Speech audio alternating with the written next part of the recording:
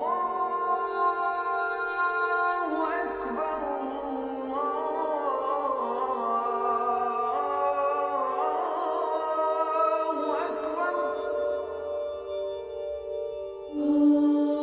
to Understanding Islam, episode 11. This is the third series. We're looking at building a just society. And today our topic is martyrdom and suicide and self-sacrifice. So let's begin the discussion by asking the question, whose life is it anyway? Who is responsible for the fact that I'm alive? Well, hardly me, and hardly even my parents, because no human beings can command another life into existence. So in Islamic understanding, our lives are a gift from God. They belong to God. We are not our own property. We are the property of God.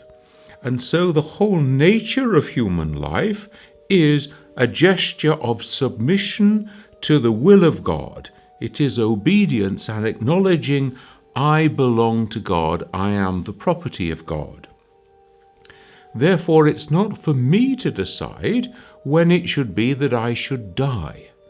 So the Qur'an is explicit in forbidding me to commit suicide. Suicide is an illegal and immoral act, according to Islam. It's directly forbidden.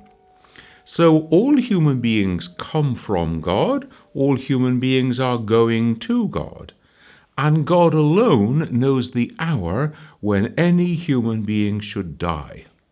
So when we're talking about martyrdom, this isn't something in which I decide I will be a martyr. Rather, it's always a question of submission to the divine will. If God so wills that I should be a martyr, then so be it. God will find in me an obedient servant. So it's never a matter of my choice, it's always a matter of invitation and response. We can see this when we look at the Quranic story of Abraham and Ismail. Because Abraham is commanded by God to sacrifice his son. And then he goes to Ismail and says, Ismail, this is what God has commanded me to do. What do you say about it? And Ismail replies, you will find in me an obedient one, a patient one. So he is obedient to the will of God. My life belongs to God. If it should please God that I should die now, so be it.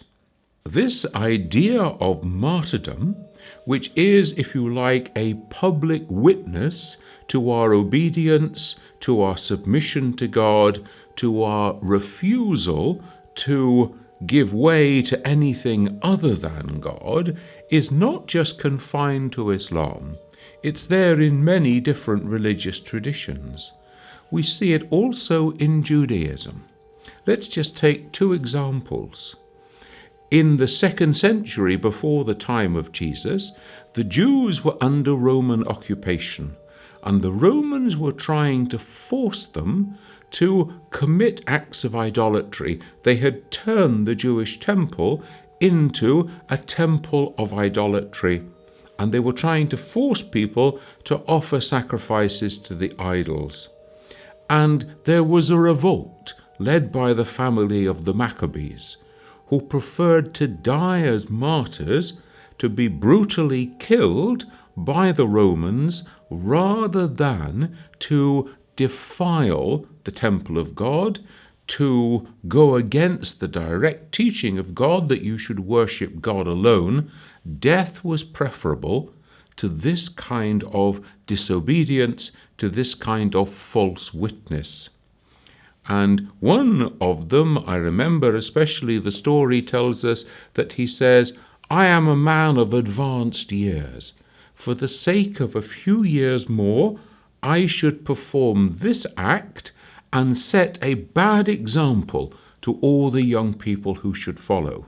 So always we see the idea of martyrdom being associated with witness and good example. In another episode in Jewish history, and now we're talking about around 70 years after the time of Jesus, there was again a Roman army that came to Jerusalem, that destroyed the temple and was driving the Jews from that place. And a group of zealots, people who were very strong and firm in the piety of their faith, took a last stand on a mountain rock called Masada. There they were being surrounded, laid siege by the Romans, and they preferred to die at their own hands rather than to be forced by the Romans to perform idolatrous acts.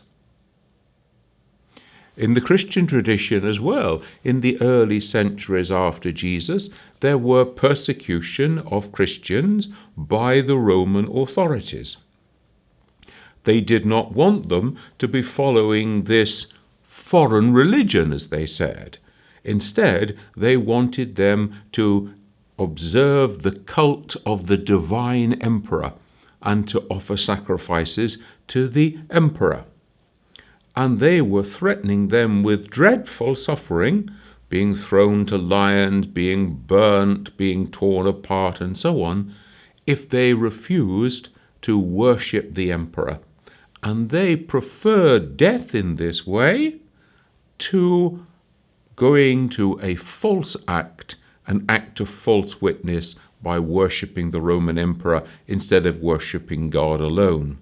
So we can see this business of martyrdom, which is running through different religious traditions. We see it in Chinese tradition, in Japanese tradition as well, with the martyrs who were warriors. And to be a warrior, to be prepared to fight in the way of your religious tradition, was also an important part in these cultures, just as it was at times in Christianity too, when we see the military orders there who were prepared to fight to defend the holy places, for example. We can even see this kind of determination to set an example by good witness instead of bad in the instance of hunger strikers in the world today. When we look at the Arabic term shaheed in the Qur'an, we see that there are three levels of meaning there. One is simply as a witness to a contract, a witness in court. In one place we're told that God is the witness. God is the witness of everything that happens within creation. And then there is another use of the term in which it takes on more this dual meaning of witness and martyr. So that is bearing witness to the truth, to faith, through one's life, surrendering one's life to God. And there are different places in the Qur'an that speak about someone who loses their life for the sake of God or in the way of God. We're told that they are not dead, but they are alive, that their sins are forgiven, that they will be rewarded for this action, and that they will go to paradise. So these verses are there in the Qur'an, and then that is developed in the Islamic tradition, augmented by hadith and so on, so that we begin to see that the martyr is one who is accorded these honors by God, that they do not experience life in the grave or barzakh, but rather they go to paradise straight away with God, and therefore they are alive and they are not dead.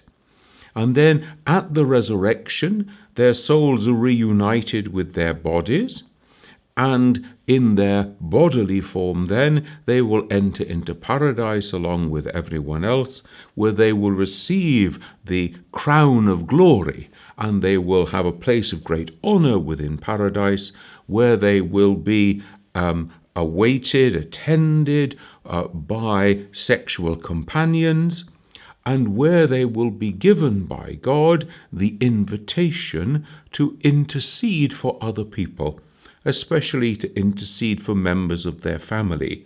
So we begin to get the link between being a martyr and, by God's grace, being invited to intercede for others. The Islamic tradition divides martyrs into two groups. They're called martyrs in this world and the next, and martyrs in the next world only. So let's look at the first group first of all. Now, different schools of Islam will define these things slightly differently, so we're just going to take a general broad picture today. Who then are those who are martyrs in this world and the next? Generally, these are seen to be battlefield martyrs, those who lose their lives on the field of battle, generally when they are fighting against injustice, against unbelievers, against tyranny. So to lose one's life on the field of battle is the key criteria. Such battlefield martyrs, let's call them, are accorded certain special privileges after the time of their death. Three things do not take place. First of all, the body is not washed. Now, this is the normal practice before somebody is prepared for burial, and it is partly to do as a sign of washing away impurities from the body of the deceased person. But of course, the martyr is someone who's had all their sins washed away by their martyrdom, by losing their life in this way. Therefore, there is no question of any impurity or sin clinging to them, and so they are not washed in preparation for burial. Secondly, they are not shrouded, but rather they are buried in the clothes that they were wearing when they lost their lives. Traditionally, this was called blood-stained clothing. And indeed, on the day of resurrection, when they will be reunited with their bodies, this was held to be a kind of badge of honor that they would be recognized as martyrs on the day of resurrection. And then there's a question of whether or not one should pray over the martyr at the burial. And here the schools of Islam vary. Some will say, no, you shouldn't, for two reasons. First of all, this martyr is not dead but is alive. And secondly, that prayers over the dead body are to do with asking for God's mercy and forgiveness for this person. Well, they're not in need of God's mercy and forgiveness because all their sins have been washed away by the shedding of their blood. And then others will say, oh yes, there should be prayers over the dead martyr at their burial, because every human being stands in need of the mercy and forgiveness of God. It's not unusual in the Islamic history to find mothers who are presented with sometimes, the body of their dead martyr son, perhaps daughter, and who command that there should be no mourning, but there should only be gratitude, because God has invited their beloved child to this highest, this greatest honor of being a martyr, being one who endured unto death and gave their life in the way of God. So we can see that this is a very high dignity within the Islamic tradition. The second group, those who are martyrs in the next world only, are those who in various ways in their life, not necessarily through battle, submit their lives so totally in obedience to God that their life is forfeit in the process. Now, this group of martyrs are not accorded any special burial rites. They are washed and shrouded and prayed over in the same way as all other people. There's a much wider group of people who are included under this heading of martyrs in the next world only. They include people who die of their wounds in fighting and those who are worn out by fighting. But they include also those who die rather than renounce their faith. So the first martyr that we have in the Muslim tradition is a woman in the early years of Mecca called Sumayya, and she was killed by her family because she had converted to Islam, and obviously they didn't like that. So she was the first one to die for her faith. But also, people can become martyrs in this way through losing their life fighting off criminals, for example, or who were murdered when they're going about the business of God. So they lose their life in the way of God. But also, people who die during times of plague, mothers who die during childbirth, and then travellers, those who die when they are on their way to make the pilgrimage of the Hajj, those who die when they journey in search of knowledge. These also are accorded the title of martyr here. And amongst the Sufis, they will use this title for someone who has completely destroyed the lower inclinations so that they have elevated and raised their spirit to be in a state of communion with God. So we see a much wider grouping under martyrs of the next world only. There are certain people within the Islamic tradition who stand out as exemplary martyrs. Hamza, for example, the uncle of the Prophet, who was killed in the Battle of Uhud, and then Hind comes and cuts out and eats his liver. He is regarded as being one of the ideal or one of the exemplary martyrs. Imam Hussein, the grandson of the Prophet, who dies with his companions in 680 on the field of Karbala. In fact, in the Shia tradition, all of the first 11 Imams, all met a martyr's death. So we can see that this ideal runs through Islamic history. And now we need to face the question about a suicide martyr. Can those two terms go together? Well, let's ask first of all about the causality of the death of the martyr. You see, the martyr is someone who takes a stand in the way of God, who takes a stand for justice, for truth, for faith, for obedience to God's command, and will not move and will not give way to tyranny, no matter what the other person does. And so they are killed by the other person because of their stand for truth.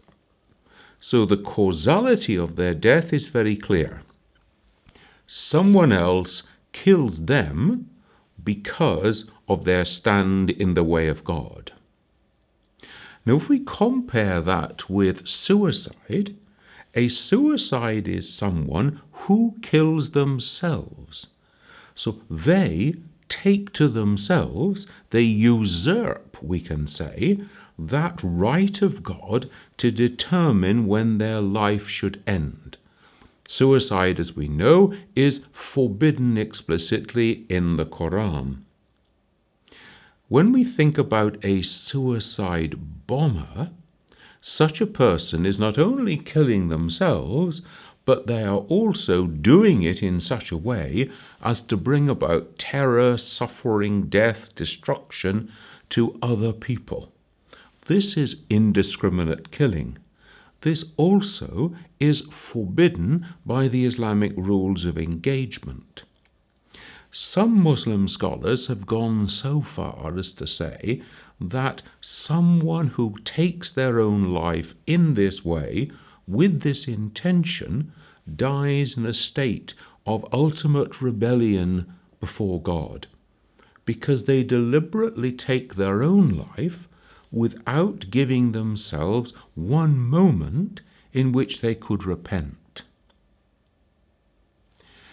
It's interesting to notice that out of all the figures out of the Hebrew Bible who are mentioned in the Qur'an and in the Islamic tradition, one person who isn't mentioned is Samson. Now, Samson is a figure in the Hebrew Bible, one of the judges or the leaders of the people, who actually brings about the death of his enemies by bringing about his own death too. He is taken to the temple of the idol worshippers, and he is a man of great strength and pushes down the pillars that support the temple, kills his enemies, and kills himself too. This person is never mentioned in the Qur'an or in the Islamic tradition. Now, this understanding then of a suicide bomber as opposed to a martyr has meant that within the worldwide Muslim community in 2004, a major declaration was signed called the Amman Message that made it very clear that such actions are not part of the Islamic tradition. They are outside the way of Islam because they are going against the will of God, the command of God, the guidance of the Qur'an. Nowhere within the Qur'an or in the time of the Prophet do we hear of him sending out a suicide mission. Now we need to ask another question. What is the difference between a suicide and an act of self-sacrifice? Now, this not only depends on the external nature of the act, but also it depends on the inner intention, the niyyah of the individual. Now, God alone can judge the inner intention of the individual, but we can see that this is much more complex than it at first appears. Take the case, for example, of a mother with her children, and they are attacked, they come under fire, and she puts herself into the line of fire and is killed in order to save her children. Or a grenade is thrown, and she dives over the grenade to absorb the blast with her own body to save the life of her children. Well, would we call this suicide, or would we call this an act of self-sacrifice? If we take another example, we can think of an injured soldier who says to his comrades, "Leave me here. You'll never get away if you have to take me with you. You try and escape. I will give you covering fire for as long as I am able before they get me." Well, we know he knows that he is going to be killed in that process. Is that an act of noble sacrifice, or is that an act of suicide? Or if we think in our own time, a nuclear reactor dysfunctions, goes into meltdown or whatever, somebody volunteers to go in and to try to switch it off, to try to repair the damage in some way in order to save a major catastrophe. It is death to go in that way. But is that an act of suicide, or is that an act of a very different quality? We can think of someone who tackles a suicide bomber, for example. We had a recent case in Pakistan, somebody who tackles them and dies in the process. Well, is that an act of noble self-sacrifice? It is only in the last period of time, with the development of what we're calling the Al-Qaeda tendency, this group of people who have actually turned a suicide attack into a preferred weapon. This is the exception, this is the extreme position which is not supported by mainstream Islam. Join me again next week when we'll be looking in the final part of this series at inviting people to the way of Islam. And don't forget that you can download the article that goes with each of these programs from my own website. I look forward to seeing you then.